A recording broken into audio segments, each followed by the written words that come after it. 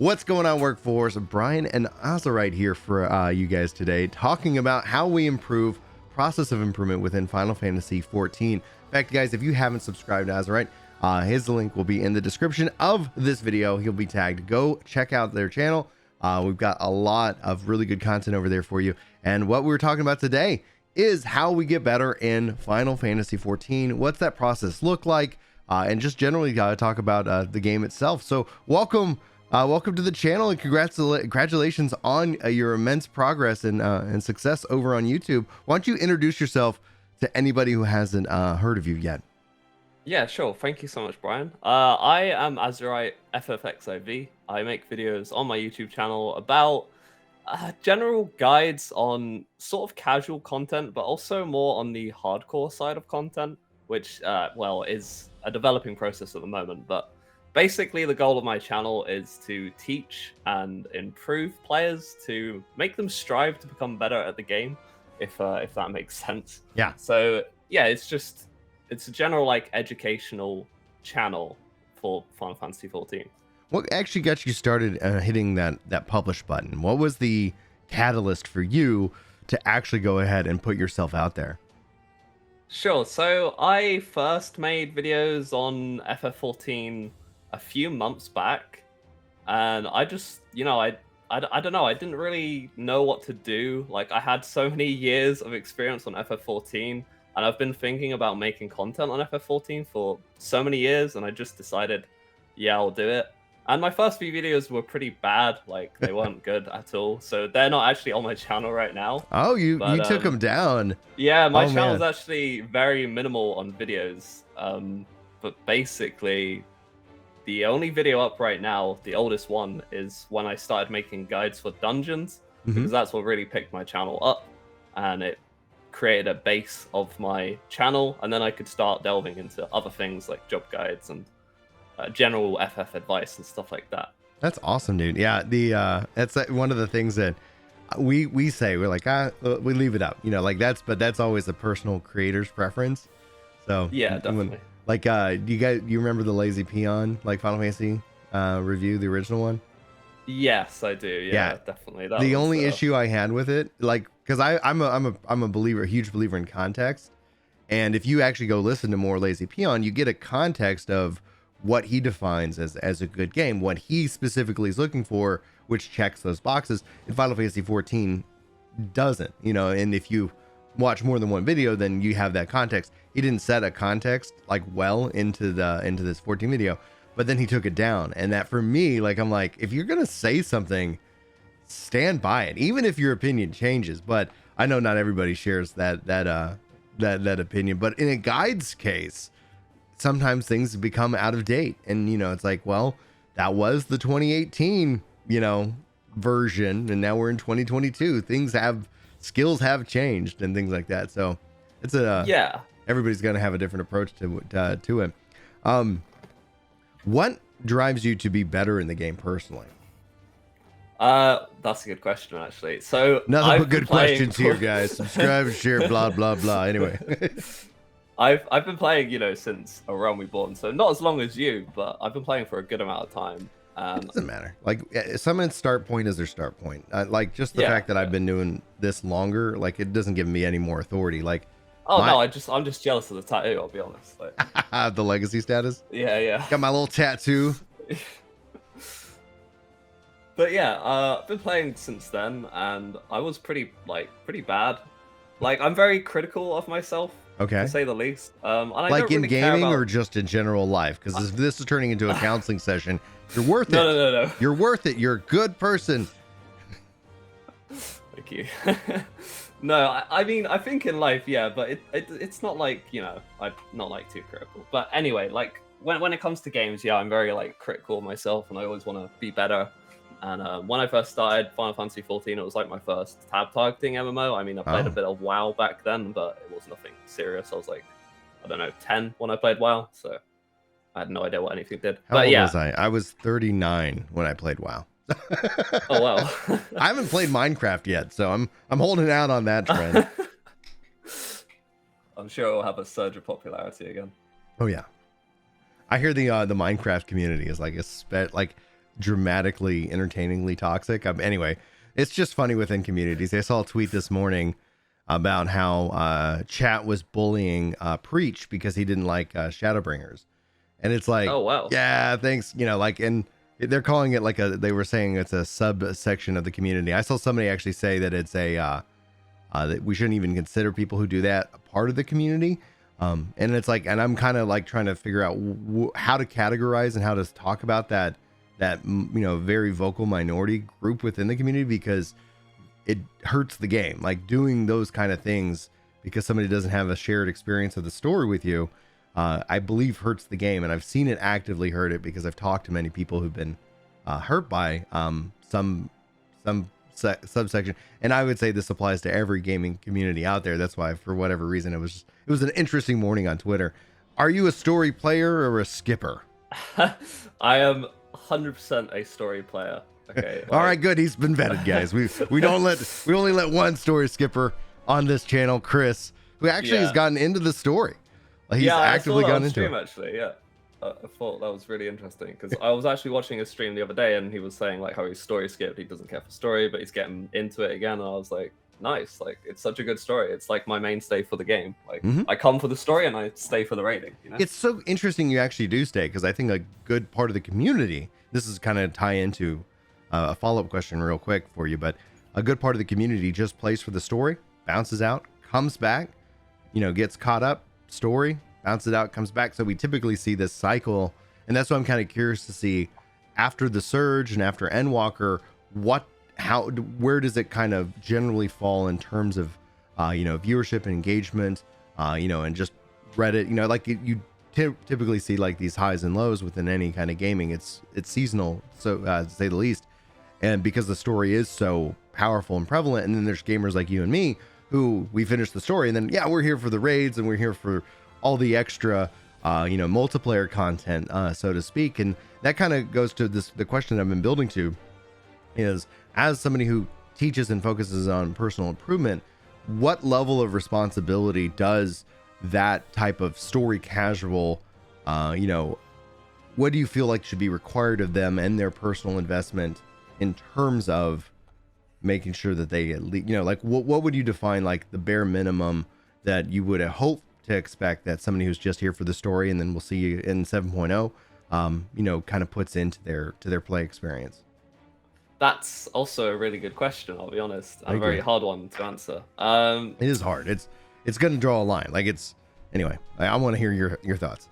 So I'm like, I'm completely against people being toxic in dungeons and stuff like that. Like I don't have time for it as a content creator and just as a good human being. I like, if a tank wants to take it slow in a dungeon, and they've, take it slow. That's fine. I don't think we should pull ahead for them. And if we do, then, maybe apologize or whatever, right?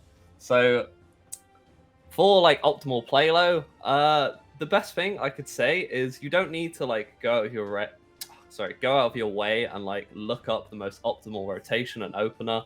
I don't think that is required unless you want to get into like Savage raiding and you want to like do it week 1. But if you're doing it late into the expansion, you have a lot of gear, it's whatever, right? Like you're gonna clear it. So when it comes to that sort of casual sided thing, what I would do is just, I don't know, read your tooltips and try and like just figure out a rotational opener that works for you and feels good, if that makes sense. I would definitely agree. Like it's kind of, when it comes down to it, the tooltips, but for me, like I'm speaking to just that as I play, generally, like I give a overview of the tooltips as kind of a minimum, but that also doesn't necessarily mean I understand the tooltips. And typically when I realize I don't understand the tooltips is actually when I hit a wall or the game pushes back on me. Like it's like, man, that was really hard. Oh, it turns out like, I wasn't doing, I thought I understood the tooltips. And that's usually where like I go in and, like dive into the community, see what people are talking about, see what I missed.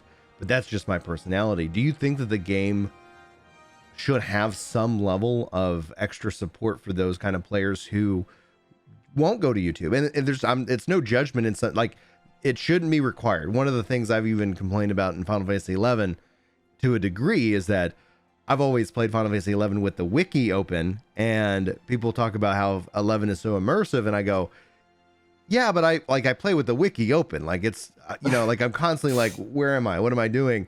And that is obviously a personal choice I make. But is the game owe something to the player to help them kind of find that wall or push them forward? And if so, what would you like to see? And if not, feel free to riff for a few minutes. I don't know. So there's actually a very interesting thing on the FF website. I think if you type up Final Fantasy XIV job guides, it will take you to an official job thing. And basically all it's going to do is give you a breakdown of all the tooltips and the 1, 2, 3 combos and all that stuff. And honestly, as long as you're doing combos and you're not like oppressing a third, like a finisher and a combo without, actually doing the 2 follow-up buttons, if that makes sense. Yeah. Then you're doing it right. And when I do that, I'm always you'll see me go, Dadgummit, come on, Brian, what are you doing? Because Even I feel it. I'm like, no, what was it? Because you get in this, Anyway, I've been testing out my Reaper build, and I've obviously got more work to do because I was like gray parsing, and I was like, all right, that's what I end up doing. I end up parsing myself to find that line to help educate myself, not to bully others. And it's like a part of me wishes that there was some level of feedback to the player. And I go back to like Overwatch. Well, like one of the things I adored about Overwatch is that at the end of the game, of the match, like it just gave me stats about me. Like, hey, I improved. Or like this was my record of this. And like, I like that kind of personalized feedback. But it's a difficult and touchy subject because one of the things that when I'm testing myself and parsing myself, people have actually said that they felt I was judging them because they weren't. And it's like, not at all. Like I'm just trying to make sure that I'm doing the best that I can because I think that helps my team out. My wife makes me parse her because before she got bullied out of the community, because she wanted to see if she could improve. Like she's like, I don't want to drag the team down. This is a team game, and I want to make sure that I'm doing my part. And so I think when they added these striking dummies, that was a really good sign. And so I would think the striking dummies system, itself is a good transition from the story into the multiplayer component, because it does kind of give you that feedback of you did not do enough. You did not do enough, and I appreciate that as a system. Do you use that system at all in your in how you approach learning a new job with the tooltips? So I actually made a guide on like how to get into endgame, and I did actually suggest doing Stone Sky and Sea, and doing the hardest available one and seeing what your timer is. Like if you're not killing it in time, then it might be something to do with your gear or your rotation. So to delve into that. But I definitely think the game, like that's a good step in the right direction. But I think the game could do more. Like maybe when you wipe, it would show you your own damage and saying if that is like good enough, or just giving you like a color like FF logs or whatever, right? But like just giving you a personal color like green if it's not good enough, or whatever, right? I always thought it would be fun cool to not have it like rated against anybody else but yourself. Yeah, exactly. Yeah. And it's like, and my thought is like have it at the end of the dungeon, maybe make it to where it only does that if you're in a pre-made, so that way at its core you're not sitting here getting mad at some random, like, hey, I got in and I'm trying to do this and I need them to do that and they're not doing that, so it's like when it comes down to it, it's like pre-mades at the end of the dungeon, here's your personalized stats comparative to you, so it's like, did you get better? Did you do more damage? Did you heal more? Did you mitigate more? Did you dodge, more? Did you die less?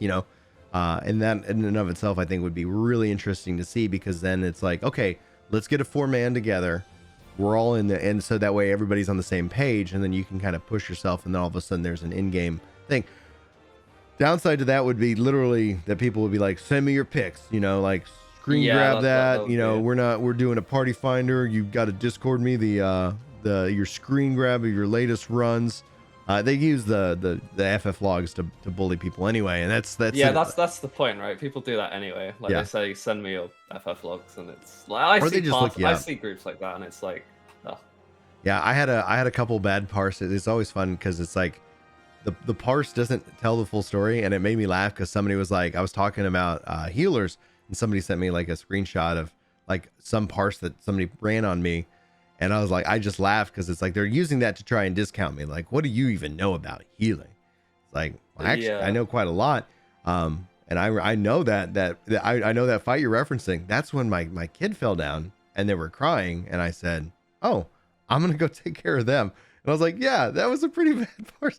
And Yeah, that's exactly. just, I mean, you have to do that, right? but Your that's not gonna ever show up responsibility, in any log that it's like, "Oh, Brian had to step away from his computer randomly," and that's the, that's the fact of where it's like, for me, it's like, if you're trying your best and you're trying to get better, like I like that kind of player more than a player who's like, yeah, and like, because there's a hardcore toxic and a casual toxic, and it's like, Yeah, and both are definitely. just like the same different side of the same coin, and just really entertaining to me. Anyway. Yeah, no, I'm with you. I'd definitely like to see. I mean, it is a small minority of people who are toxic, but it Yeah, is it's, unfortunate that people are the way they are when yeah, it to be comes to stuff clear, like that. I would say it's like incredibly small, but it's so biting. Like, it's like, just like, Yeah, oh, definitely. woo, what was that? I think it's the same for like anything really in life. When you get so much positivity, and then like just the negativity can just drag all that positivity down. And it's the same for your DPS. Like, Do you get someone any mentioned that. negativity as a teacher within your comment section? To a degree, but sometimes it's not too bad. Like sometimes it's just someone pointing out, but they point something out in a rude way, and that's the annoying thing, And I'll either reply to it or I'll just ignore it. But if someone's pointing something out and they're being genuine and it's constructive criticism, then I'll comment to it and I'll be like, thank you for pointing that out. I didn't realize that. And yeah, because I'm not an expert in Endwalker. I haven't leveled everything to 90 yet, so I do miss things. Mm-hmm. I don't know how every job functions, so. Well, and how they relate to one another. And yeah, I got people who've been asking for my guides, especially as it relates to the controller setup and configuration. One thing I'm doing actually is I'm actually creating macros so people could literally just copy, run the macro, and it sets up the hotbars for them. So that's something that's actually new in the that I'm doing in my Endwalker series. But I keep getting asked, "Hey, when's this coming? Hey, when's this coming?" And it's like, it's only in this window, because it's like at some point they'll all be done. But the goal, one thing I've learned from the past is, like, I remember I think it was either a little bit of Stormblood or Shadowbringers, where they're like, and I was like, I just rush in to get them done, and it's like, oh man, yeah, I missed that, or oh, it actually would be better this way, and it's like, I'm getting, I feel bad for continually say it's on its way, like, which it is, but it's like I put them through like the gambit of like end game dungeons, end game raids, and setting up the bars so that there's like, it doesn't hurt your hands. Yeah, no, that's a really good way to do it, though. Like getting it done when it's done. It's the same for Yeah. when I make job guides. I make sure when I have a job to 90, I run the extreme trials, Mm-hmm. and I set it through endgame so I know that I can play it at a proper level, and then I make the guide, right? So Yeah. it's the same thing, really. Right, because I figure like at the hardest stuff that it actually would backfill and apply to the easier stuff, and so that's the goal in and of itself. Now, Azurite, once you plug yourself and where people can find you, and if you have any final thoughts, floor is yours. Thanks for joining me. Sure, thanks a lot. Okay, so you can find me on YouTube at Azurite FFXIV. You can find me on Twitter at Azurite FFXIV. And you can find me on Twitch at Azurite FFXIV. He's got it down. Hopefully Yoshi P doesn't change the name of the number of the game anytime soon. Yeah, hopefully, yeah. All right, guys, that's going to wrap it up for this discussion. If you liked it, be sure to like, favorite, subscribe, and share. Also, go check out Azurite's channel and the content that they are posting over there. Thank you so much for joining me on this great discussion. Hopefully, we're actually going to be doing more of these. That is kind of the plan that we've been working towards in 2022, just making more discussion videos, bringing on a whole gambit of different guests to talk about various different subjects. So if you guys like these discussions, sound off in the comments below. Let us know who you'd like to also have on, whether it's with me or Chris and a guest. And so we're going to be making all kinds of fun videos here for you guys in 2022. Thanks for your time and your attention. Hopefully you guys have a fantastic day. We'll see you next time. Take care.